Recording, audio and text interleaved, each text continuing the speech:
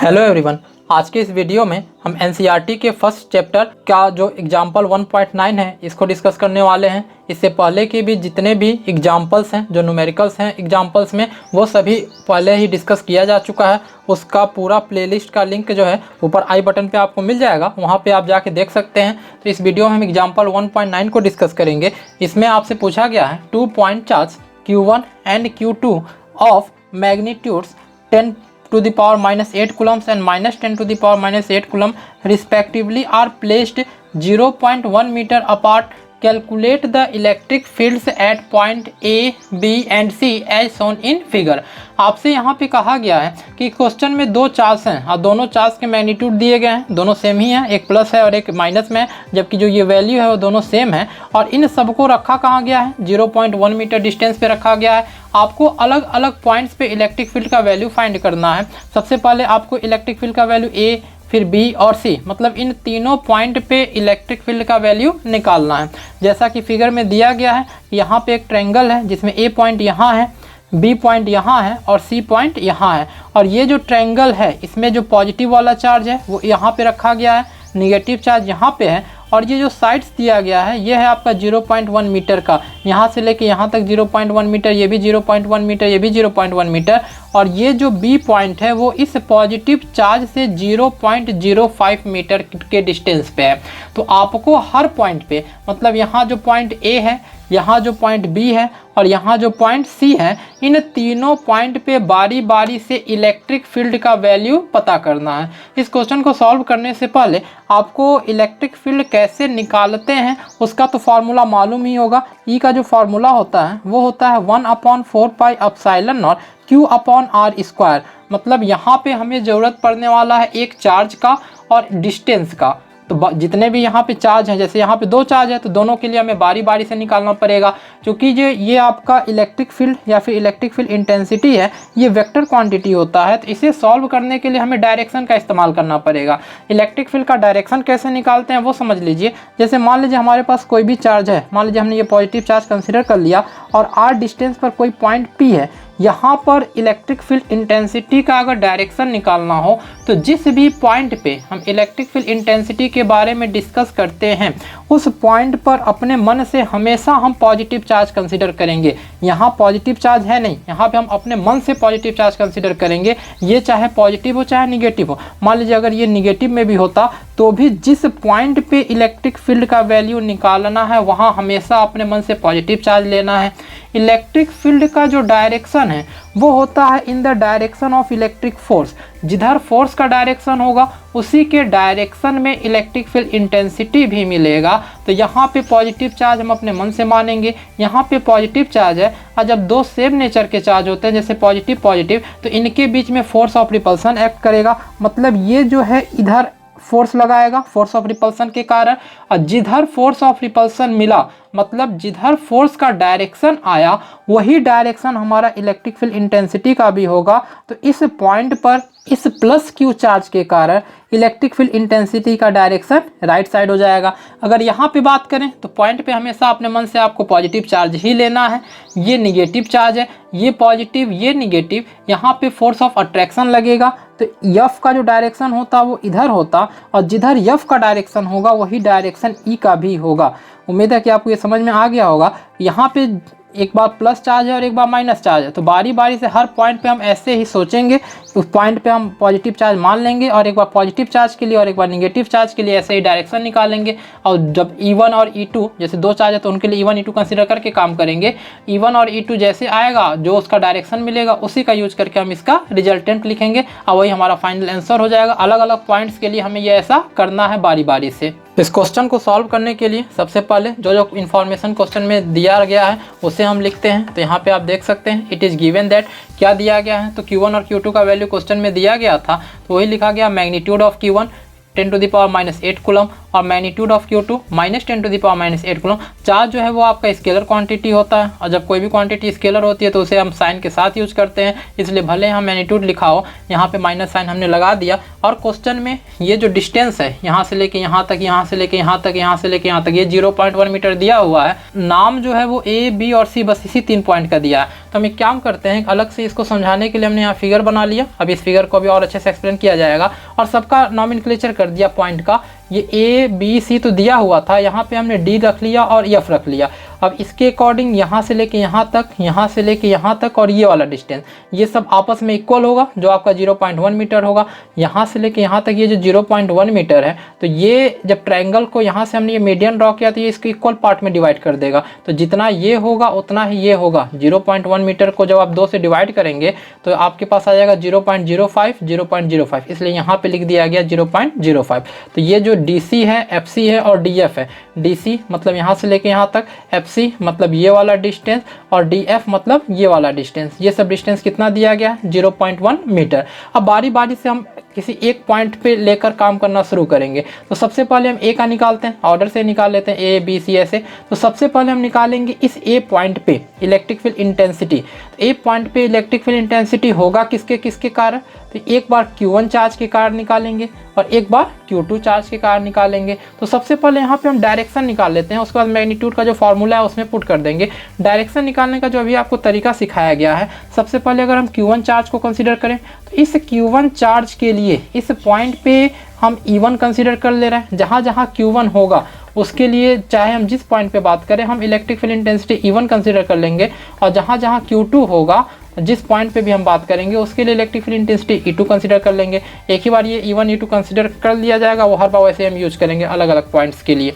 सबसे पहले जब A पॉइंट पे बात करें तो अभी आपको बताया गया कि जिस पॉइंट पे हमें E का डायरेक्शन निकालना है, उस पॉइंट पे अपने मन से पॉजिटिव चार्ज मान लीजिए। तो यहाँ पे अपने मन से हमने एक पॉजिटिव चार्ज कंसीडर कर लिया।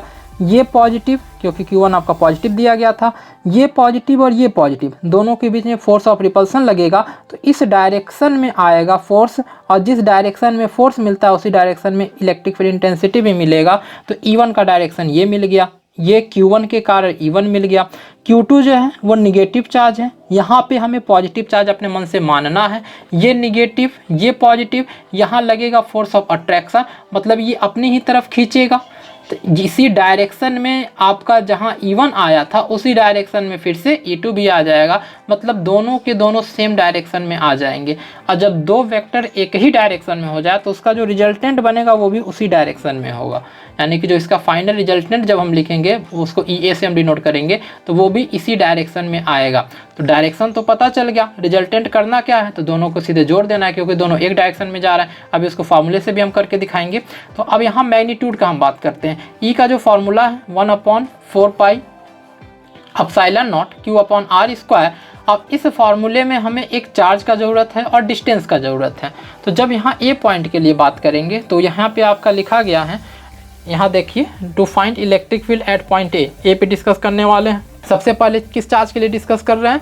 तो Q1 चार्ज के लिए। Q1 चार्ज के लिए E1 कंसीडर किया गया, 1/4 पाई एप्सिलॉन नॉट Q। तो Q यहाँ पे Q1 है तो Q1 रख दिया गया, अपॉन में डिस्टेंस का स्क्वायर। तो इस पॉइंट से लेके इस पॉइंट तक, ये पॉइंट D और ये पॉइंट A, इसके बीच का डिस्टेंस आपका DA है, तो एक बार रख दिया गया DA का स्क्वायर। और यहाँ पे E1 लगा है, E1 का डायरेक्शन किसके अलॉन्ग है? तो इसी के अलॉन्ग है, D से A की तरफ, इसलिए ब्रैकेट में हमने मेंशन कर दिया कि जो E1 है उसका डायरेक्शन किधर है? D से लेके A की तरफ। 1/4 पाई एप्सिलॉन नॉट, इसका वैल्यू आप जानते हैं 9 × 10⁻⁹। यहाँ ये Q1, इसका वैल्यू 10⁻⁻8 क्वेश्चन दिया गया था। D से लेके A तक यहाँ आप देख सकते हैं 0.05 है, इसका हम स्क्वायर करके इसी को आप सॉल्व कर देंगे। तो इसको जब हम सॉल्व करेंगे 10⁻⁹ और 10⁻⁸, 9 में से जब 8 माइनस करेंगे तो 1 होगा, यानी कि सिर्फ 10 बचेगा, और 0.05 का स्क्वायर कर देंगे तो आ जाएगा 0.0025। 9 अपॉन ये, इसको जब सॉल्व करना है तो एक काम करते हैं, इस 10 का यहाँ मल्टीप्लाई कर दिया गया, तो ये हो गया 90 अपॉन इतना 0.0025। अब जैसे इसको सॉल्व करेंगे तो जब इसको डिवाइड देके हम सॉल्व करते हैं तो वैल्यू आता है 36,000, मतलब 36000। अब ये 3 बार 0 है, अगर हमें यहाँ डेसिमल लेके जाना है मतलब टोटल 4 प्लेस जाना पड़ेगा, इसलिए E1 का जो हम वैल्यू लिखेंगे वो आ जाएगा 3.6 इंटू 10⁴, और ई का यूनिट आप जानते हैं न्यूटन पर कूलम होता है, तो यहाँ लिख दिया न्यूटन पर कूलम। तो यहाँ पे आपको इस Q1 के कारण E1 का वैल्यू मिल चुका है 3.6 इंटू 10⁴।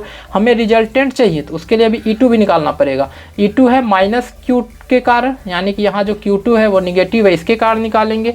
तो यहाँ देखिए ड्यू टू Q2, पहले हमने Q1 के लिए निकाला था ए ही पॉइंट पे, अब Q2 के लिए निकालेंगे, पॉइंट हमारा सेम रहेगा, पॉइंट अभी भी ए है, पॉइंट नहीं चेंज किया गया है। इसके लिए E2 हो गया 1/4 पाई एप्सिलॉन नॉट Q2, क्योंकि दूसरा वाला चार्ज है और यहाँ के बीच का डिस्टेंस ए से लेके एफ तक है, इसलिए हो गया AF का स्क्वायर। इसका जो डायरेक्शन मिला है वो ए से एफ के अलोंग ही मिला है, तो इसलिए यहाँ लिख दिया गया अलोंग AF। यहाँ आप FA लिख देंगे कोई दिक्कत नहीं, मगर यहाँ डायरेक्शन लिखते समय आपको ध्यान रखना पड़ेगा किधर से किधर है, ये A से F की तरफ ही मिला है, तो यहाँ AF ही लिखना पड़ेगा, यहाँ आप FA नहीं लिख सकते क्योंकि अब ये डायरेक्शन के लिए यूज कर रहे हैं। 1/4 पाई एप्सिलॉन नॉट का वैल्यू 9 इंटू 10⁻⁹। Q2 का वैल्यू क्वेश्चन में तो निगेटिव में दिया गया है, मगर जब हम डायरेक्शन ऑलरेडी यहाँ E1 E2 का दिखा चुके हैं, तो यहाँ पे जो हम इलेक्ट्रिक फील्ड इंटेंसिटी यूज कर रहे हैं वो मैग्नीट्यूड के फॉर्म में यूज कर रहे हैं, तो यहाँ जो Q का वैल्यू है वो भी हम मैग्नीट्यूड का ही इस्तेमाल करेंगे, मतलब निगेटिव साइन यहाँ नहीं रखेंगे। तो यहाँ Q का वैल्यू निगेटिव साइन के बिना ही यूज होगा, इसलिए हो गया 10⁻⁸ 0.05 का स्क्वायर।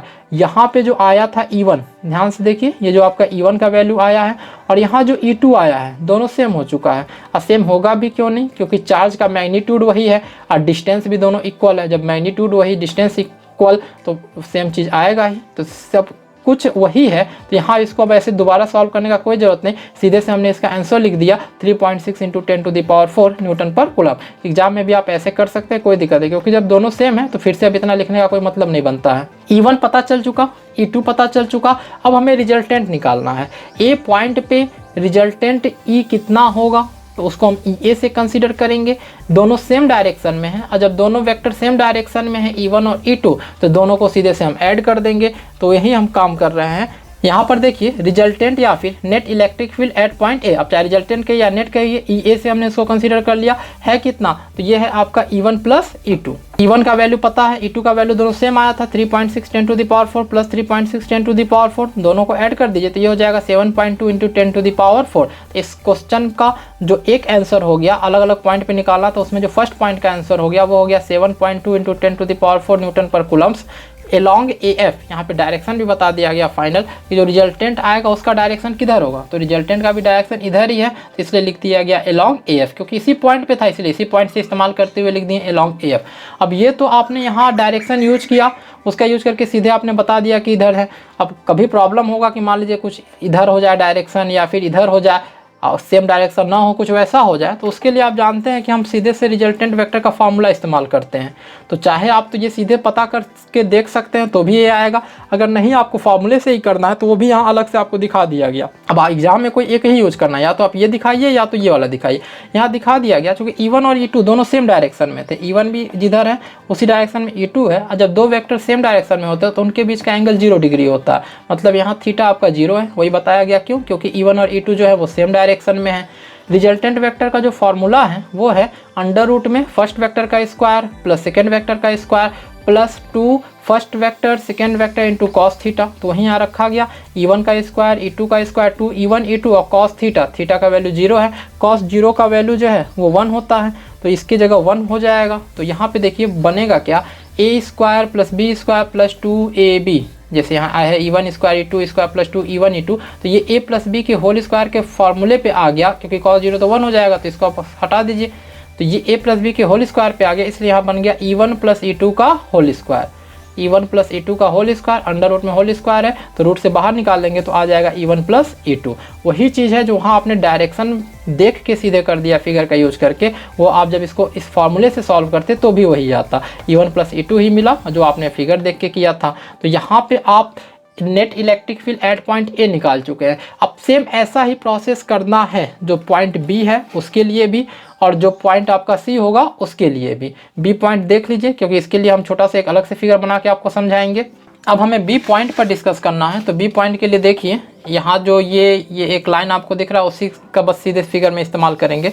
तो यहाँ पे आप देख सकते हैं ये है आपका ये आपका पॉइंट डी था जिसपे Q1 चार्ज था पॉजिटिव वाला, और ये पॉइंट F था जिसपे निगेटिव Q2 चार्ज था, और यहाँ पे जो पॉइंट ए था तो बस ये इतना ही बनाया गया क्योंकि हमें बस बी पॉइंट से मतलब है। तो ये यहाँ से लेके यहाँ तक 0.1 मीटर था जिसको अलग अलग करके लिखा गया था 0.05 0.05, और इस डी से लेके बी तक का ये क्वेश्चन में दिया गया था 0.05 मीटर।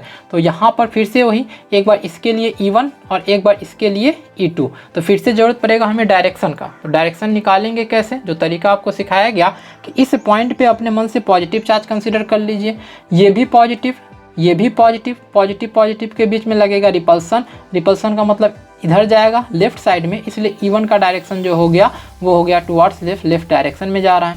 यहाँ पे पॉइंट पे हमेशा पॉजिटिव ही लेना है।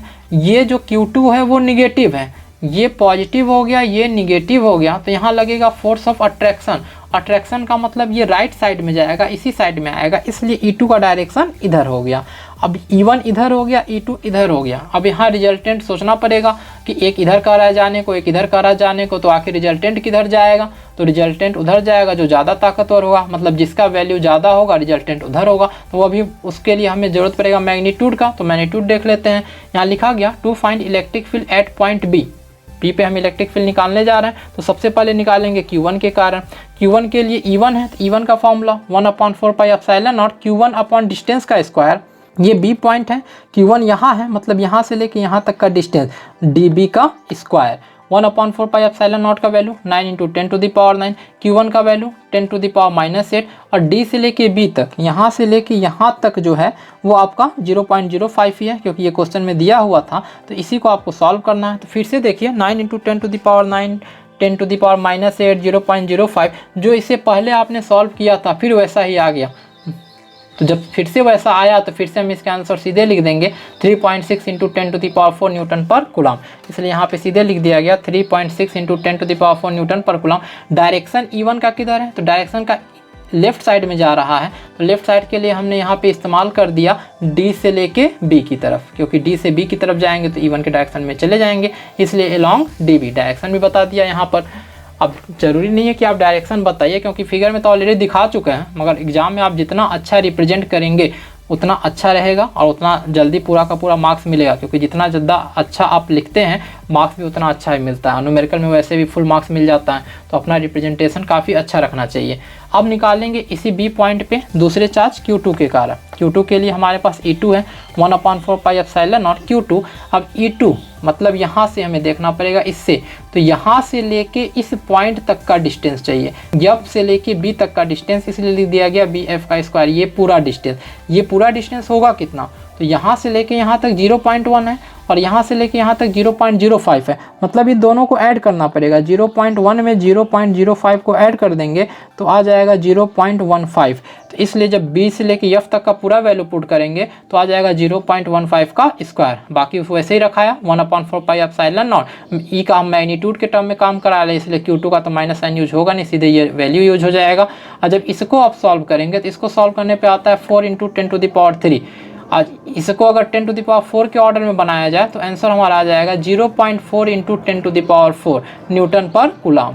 E2 का डायरेक्शन किधर मिला है, तो E2 का डायरेक्शन इधर आया है लेफ्ट साइड में, मतलब B से D की तरफ। तो यहाँ पे वही हमने ब्रैकेट में मेंशन कर दिया अलोंग के तरफ, BD की तरफ इसका डायरेक्शन है।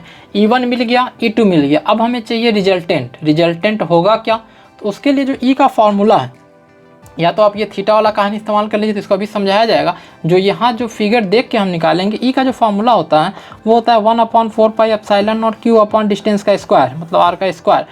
तो इस E1 को और इस E2 के लिए 1/4 पाई एप्सिलॉन नॉट सेम रहेगा, चार्ज का मैग्नीट्यूड भी सेम है तो सेम रहेगा। जो इफेक्ट आएगा वो आएगा इस डिस्टेंस के कारण। R स्क्वायर के इन्वर्सली प्रोपोर्शनल है, मीन्स अगर R का वैल्यू ज़्यादा होगा तो E का वैल्यू कम हो जाएगा। इन्वर्सली है, R आप ज़्यादा करेंगे तो E का वैल्यू कम हो जाएगा। तो अब यहाँ देखिए कौन ज़्यादा है कौन कम है, E1 का वैल्यू ज़्यादा है कि E2 का वैल्यू ज़्यादा है। ये जो E1 है इसके लिए डिस्टेंस इतना ही है 0.05, और जबकि जो E2 है इसके लिए डिस्टेंस यहाँ तक है F से लेके B तक, मतलब इस E2 के लिए B से लेके F तक ये डिस्टेंस ज़्यादा है। और अगर डिस्टेंस ज़्यादा हुआ तो वैल्यू कम हो जाएगा, मीन्स E2 का वैल्यू कम होगा E1 का वैल्यू ज़्यादा होगा। और जब रिजल्टेंट निकालना रहता है तो ज़्यादा में से कम को घटा दीजिए, माइनस कर दीजिए, और जिधर ज़्यादा है रिजल्टेंट भी उधर ही जाएगा, मतलब रिजल्टेंट का डायरेक्शन इधर हो जाएगा अलॉन्ग E1, मतलब जिधर E1 है उसी के डायरेक्शन में रिजल्टेंट मिलेगा। इसमें से ये माइनस कर दीजिए तो आपको पता चल जाएगा। तो वही रिजल्टेंट निकालने के लिए यहाँ पे किया गया net electric field at point B, उसको हम EB से रिप्रेजेंट कर दे रहे हैं, E1 माइनस E2। क्यों? क्योंकि E1 का वैल्यू ज़्यादा है, E2 का वैल्यू कम है। E1 का value 3.6 10 to the power 4, E2 का value 0.4 into 10 to the power 4। ये जब तक पावर यहाँ सेम नहीं होगा तब तक इसे सॉल्व नहीं किया जा सकता, क्योंकि ये बीच में माइनस है, प्लस माइनस में पावर सेम रखना पड़ता है। इसीलिए इसको जो 10 टू द पावर 3 आया था इसको 10 टू द पावर 4 बनाना ही पड़ा। आप यहाँ नहीं बनाते तो यहाँ सॉल्व करने के लिए बनाना पड़ जाता। 3.6 में से 0.4 माइनस कर दीजिए तो आ जाएगा आपका 3.2 into 10 to the power 4 newton per coulomb. Final direction मिला किधर? तो DB के अलॉन्ग डायरेक्शन मिला, D से B की तरफ, क्योंकि रिजल्टेंट E1 के डायरेक्शन में आया है D से B की तरफ। तो ये आपका EB निकल गया, यानी कि B पॉइंट पे नेट इलेक्ट्रिक फील्ड। इसको आप चाहते तो थीटा का यूज करके भी निकाल सकते थे। दोनों वेक्टर जो हैं E1 और E2 अपोजिट डायरेक्शन में है, एक E इधर जा रहा है तो दूसरा इधर जा रहा है, और जब दो वेक्टर अपोजिट डायरेक्शन में हो तो उनके बीच थीटा जो होता है वो 180 डिग्री होता है। तो क्यों? यहाँ पे रीजन भी लिख दिया गया, E1 and E2 are in opposite direction. आपको एग्जाम में कोई एक ही इस्तेमाल करना है, चाहे ये इस्तेमाल कीजिए चाहे ये इस्तेमाल कीजिए। फिर से वही तरीका, जो रिजल्टेंट निकाल रहे हैं उसके लिए फर्स्ट वेक्टर का स्क्वायर प्लस सेकंड वेक्टर का square plus 2 into first vector into second vector into cos theta. तो E1 square plus E2 square 2 E1 E2 और कॉस थीटा यहाँ 180 डिग्री। कॉस 180 का वैल्यू जो है वो -1 होता है, मतलब इसकी जगह आ जाएगा -1, तो यहाँ पे हो जाएगा ये प्लस से माइनस। बचा क्या यहाँ पर? E1 square plus E2 square, ये माइनस हो गया तो हो गया -2 E1 E2। ये A माइनस बी के होल स्क्वायर का फार्मूला बन गया, A square plus B square minus 2AB, मतलब यहाँ आ गया E1 माइनस E2 का होल स्क्वायर, और जब रूट से बाहर निकालेंगे तो हो जाएगा E1 माइनस E2। जो यहाँ फिगर में हमने डायरेक्शन देख के सीधे लिख दिया था इसका यूज करते हुए, वो यहाँ पे आपको मिलेगा। तो कोई भी तरीका लगाइए, आंसर पे कोई फर्क नहीं पड़ेगा, वो दोनों सेम आएगा। अब जो हमारा लास्ट पॉइंट बचा है वो पॉइंट बचा है पॉइंट C। अब C पर हमें निकालना है रिजल्टेंट इलेक्ट्रिक फील्ड E1 और E2 के लिए। C के लिए फिर से यहाँ अलग फिगर एक बना दिया गया। आप चाहें तो एग्जाम में एक ही फिगर बनाइएगा, एक ही फिगर थोड़ा अच्छा बना दीजिएगा जिसमें B को A को ये पूरा अच्छे से सब दिखाया जा सके। तो एक अच्छा सा फिगर बना के ही काम चल जाएगा। यहाँ चूँकि हमें समझाना था इसलिए अलग अलग फिगर करके आपको समझाया गया। फिर से एक ट्रायंगल कंसिडर कर लिए। अब यहाँ पे निकालना है Q1 पॉजिटिव, C पॉइंट पे भी पॉजिटिव चार्ज मानना है, दोनों पॉजिटिव ही पॉजिटिव, तो फोर्स ऑफ रिपल्सन मतलब E1 का डायरेक्शन ये मिल गया रिपल्सन वाले डायरेक्शन में। यहाँ पे पॉजिटिव अपने मन से मानते ही हैं, ये निगेटिव चार्ज है तो ये अट्रैक्शन करेगा, और अट्रैक्शन फोर्स ऑफ अट्रैक्शन के डायरेक्शन में E2 आ गया तो यहाँ पे हमने E2 लिख दिया। इसका रिजल्टेंट निकालना है, तो रिजल्टेंट मिलेगा कैसे? तो इसके लिए हमें पैरेललोग्राम लॉ लगाना पड़ेगा, क्योंकि अब यहाँ पे अगर तरीका आप लगाएंगे कि कौन ज़्यादा ताकतवर है तो नहीं मिलेगा। डिस्टेंस दोनों सेम है, मैग्नीट्यूड सेम है, जब डिस्टेंस सेम मैग्नीट्यूड सेम तो वो तरीका काम ही नहीं आएगा। तो इसलिए रिजल्टेंट निकालने के लिए पैरेललोग्राम लॉ का यूज किया गया के पैरेलल यहाँ से लाइन जो दोनों जहाँ आके मिला वही इसके टेल से यहाँ ला के मिला दिया गया, यही होगा रिजल्टेंट का डायरेक्शन मतलब EC, क्योंकि इन दोनों का रिजल्टेंट C पॉइंट पर निकालने इसलिए EC। एंगल यहाँ 120 डिग्री कैसे आया? तो यहाँ देखिए ये 0.1 है, 0.1 है, 0.1 है, मतलब एक ऐसा ट्रायंगल जिसका तीनों साइड सेम है, मतलब इक्विलैटरल ट्रायंगल। और इक्विलैटरल ट्रायंगल जब तीनों साइड सेम होता है तो उसके तीनों इंटीरियर एंगल्स भी सेम होते हैं और वो 60 डिग्री के इक्वल्स होते हैं। तो इसलिए ये सभी एंगल 60 डिग्री हो गया। अब यहाँ से लेके यहाँ तक ये पूरा होता 180 डिग्री, जिसमें से ये इतना 60 डिग्री हो गया, तो ये बचा हुआ वैल्यू हो जाएगा 120 डिग्री। क्योंकि यहाँ पे हम E1 और E2 के बीच का एंगल इस्तेमाल करेंगे, इस फार्मूले पे ही यहाँ सॉल्व हो पाएगा। ये जो अब तक तरीका हम फिगर देख के लगा रहे थे वो यहाँ पे करना बहुत मुश्किल हो जाएगा। तो वही तरीका to find electric field at point C due to Q1। पहले Q1 के लिए E1 का वैल्यू 1/4 पाई एप्सिलॉन और Q1/DC का स्क्वायर, यहाँ से लेके यहाँ तक का जो डिस्टेंस है वो आपका D से लेके C तक है। तो वैल्यू पुट कर दीजिए 9 × 10⁻⁹, Q1 10⁻⁻8, DC का वैल्यू 0.1। इस बार आ गया आपका ये 0.1 है। जब इसको सॉल्व करेंगे आएगा 9 × 10⁻³ न्यूटन पर कूलम। डायरेक्शन इसका किसके अलॉन्ग है? तो D से C की तरफ है। फिर ड्यू टू Q2 दूसरे वाले चार्ज के कारण निकालिए, E2 1/4 पाई एप्सिलॉन और Q2/CF का स्क्वायर। यहाँ से लेके यहाँ तक का जो डिस्टेंस है वो CF है, और यहाँ जब वैल्यू पुट करेंगे तो फिर से इसके जैसा ही आने वाला है 9 × 10⁻⁹ 10⁻⁻8 0.1 का स्क्वायर, क्योंकि सेम डिस्टेंस है तो इसका भी वैल्यू जो यहाँ मिला था वही आएगा 9 × 10⁻³ न्यूटन पर कूलम। इसका डायरेक्शन किधर है? तो इधर सी से एफ की तरफ, क्योंकि अट्रैक्शन लगा था। अब रिजल्टेंट निकालना है, तो रिजल्टेंट निकालने के लिए ये जो फार्मूला इस्तेमाल करते आ रहे हैं उस फार्मूले से यहाँ पे लगा दीजिए। तो वही यहाँ पे लिखा गया, since angle between E1 and E2 is 120 degree. अब E1 और E2 दोनों का वैल्यू सेम है, तो उसको हम E के इक्वल कंसीडर कर लिए। Let E1 and E2 is equal to E, जब दोनों सेम था इसलिए इसको E के इक्वल कंसीडर कर लिया गया। नेट इलेक्ट्रिक फील्ड निकाला गया EC, तो वही फिर से वही formula E1 square plus E2 square plus 2 E1 E2 cos, और यहाँ कॉस का वैल्यू 120 डिग्री है थीटा के टर्म में। कॉस 120 डिग्री, कॉस 120 डिग्री का वैल्यू होता है -1/2। तो E1 का वैल्यू भी E, E2 का वैल्यू भी E, सब पे जगह E हमने पुट कर दिया और कॉस 120 डिग्री की -1/2 पुट किया। ये माइनस साइन इसको माइनस कर देगा और ये 2 से 2 कैंसिल हो जाएगा। E स्क्वायर में E स्क्वायर ऐड कर दीजिए तो 2E स्क्वायर, और ये तो माइनस हो ही गया है, 2 से 2 कैंसिल हो गया। E इंटू ई हो गया E स्क्वायर, 2E स्क्वायर में से एक E स्क्वायर माइनस कर दीजिए तो सिर्फ और सिर्फ E स्क्वायर बचेगा, रूट से बाहर निकल गया तो आ जाएगा E। और E का वैल्यू है कितना, E का वैल्यू है 9 × 10⁻3, क्योंकि ये E1 और E2 के इक्वल यही कंसिडर भी किया गया था। तो C पॉइंट पे जो फाइनल इलेक्ट्रिक फील्ड मिला, नेट इलेक्ट्रिक फील्ड मिला, वो आ गया 9 × 10⁻3 Newton per coulomb along DF। इसका डायरेक्शन DF के अलोंग क्यों लिखना पड़ा, तो यहाँ देखिए ये नेट इलेक्ट्रिक फील्ड इधर मिला है और ये किसके अलोंग जा रहा है, ये D से लेके F के अलोंग जा रहा है। तो या तो DF लिख दीजिए, या फिर हम दूसरे तरीके में अगर लिखते तो लिख देते टुवर्ड्स राइट, मतलब राइट साइड ही जा रहा है। तो यही था आपका एग्जाम्पल नंबर 1.9। आई होप ये आपको समझ में आ गया होगा।